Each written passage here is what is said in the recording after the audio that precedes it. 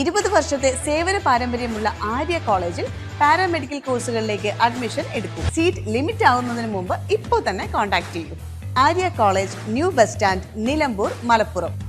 നിലമ്പൂരിൽ കടയടപ്പിക്കുകയോ വാഹന ഗതാഗതം തടസ്സപ്പെടുത്തുകയോ ചെയ്യാതെ സമാധാനപരമായ ഹർത്താലിന്റെ ഭാഗമായി നിലമ്പൂരിൽ പ്രതിഷേധ പ്രകടനം നടത്തി.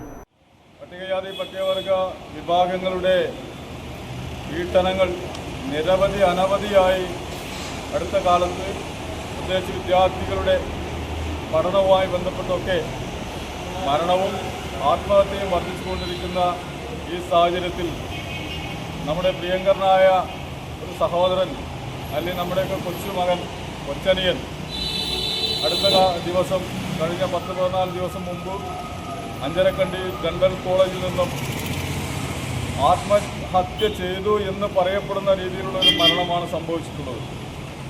ആ മരണം നാളിതുവരെയായി അന്വേഷിച്ചുകൊണ്ടൊരു നടപടി സ്വീകരിക്കുവാൻ നമ്മുടെ പോലീസിനായിട്ടില്ല.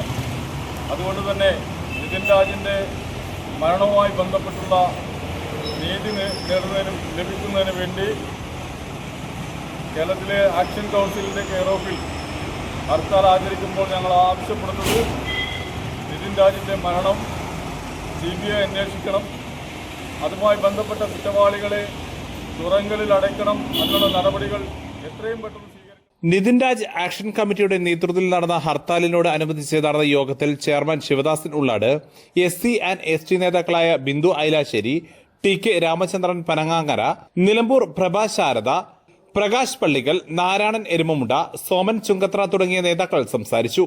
News bureau, Nilambur.